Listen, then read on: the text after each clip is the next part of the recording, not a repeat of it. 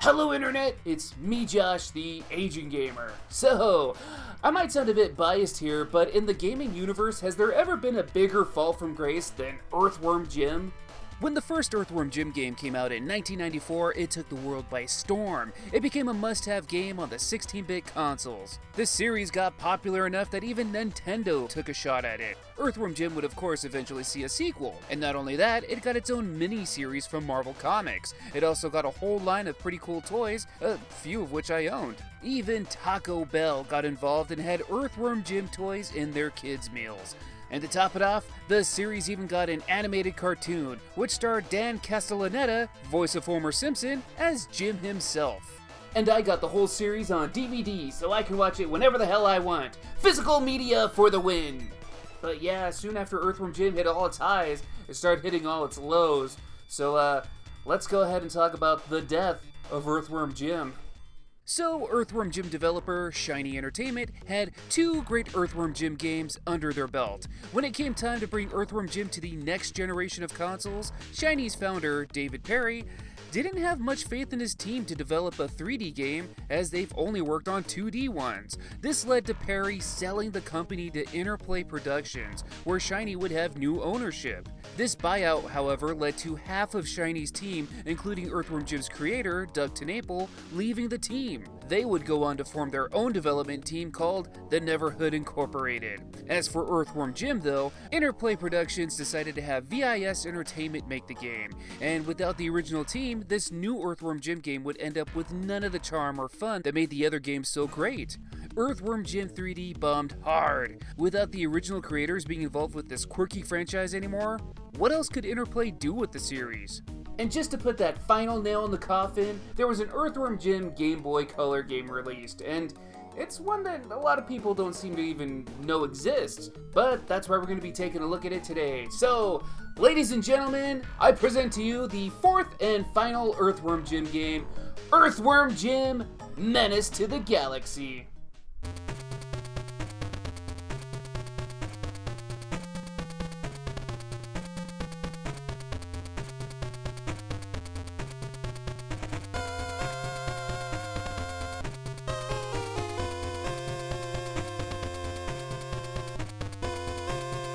So, Menace to the Galaxy. Where do I even start with this?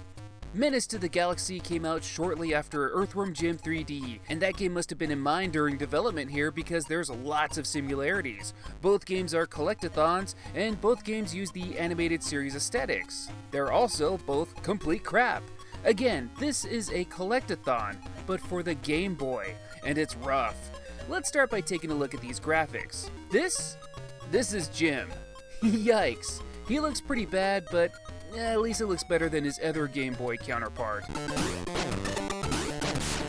So Jim can jump by pressing B. If you hold up while jumping, he does a higher jump, and if you press A, you'll shoot your gun. And that's basically it. Jim cannot use his signature head whip, nor can he use his head as a propeller. Two things that at least the other Earthworm Jim Game Boy game could do. But enough with comparisons. What are some of the new things Jim can do here? Well, if you run and duck, you do a little slide.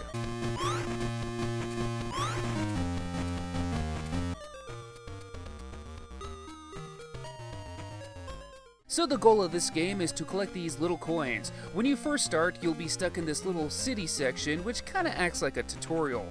Find all the coins, and then you'll be able to use this transporter machine that'll take you to some levels. We'll go ahead and start with this outer space stage, simply titled Sci-Fi. So we transport here, and here we go. It's a giant 2D stage. You got your lives, your health, how many coins you need to collect to finish the stage, and your ammo here on the bottom.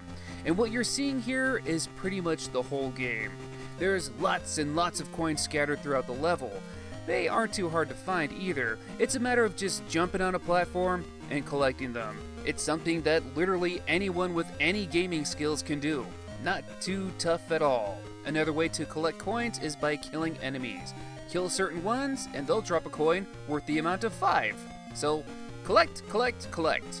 There's 8 stages of this stuff, which includes levels like a laboratory, a candy shop, a cemetery, and a garden. All these levels though, they're just so plain. Sometimes you'll get to a part where you need to move an object to reach a higher platform, but in this game you can't even push the item as it pushes you away. You have to shoot it with your gun to move it. Why should I waste my bullets on something as simple as that? Sometimes in this game you'll find traps, like a hole in the ground. This is an automatic death, and when you die, every coin you collected is gone. Collecting coins is already a chore, and having to do it again just makes me want to turn the game off. And yeah, I think a chore is the best way to describe this game. You're going to get just as much excitement playing this as you would folding the laundry or doing the dishes. Every level feels pretty similar. There's no changes or special level gimmicks or anything that'll try to change things up. And when you have to play 8 levels while trying to collect hundreds of coins in each one, it gets boring quick.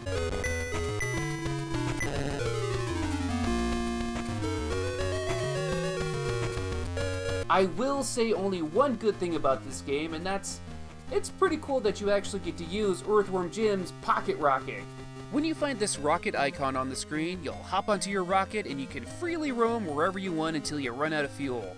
In a collectathon game where these levels are so huge, something like this is actually a godsend. There's actually a few power-ups in this game, like there's other types of guns you can collect. Earthworm Jim's sidekick Snot also appears as a power-up. Collect a Snot icon and you'll be able to use him to jump really high.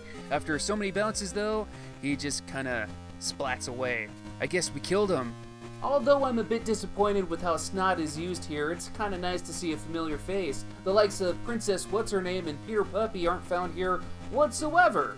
However, there are a few boss fights with some familiar foes. After every couple of levels, we'll have a boss battle. The first fight is with Bob the Goldfish. This fight is actually interesting because this is the first time you actually get a real boss fight with Bob, because all his other appearances are more of a joke.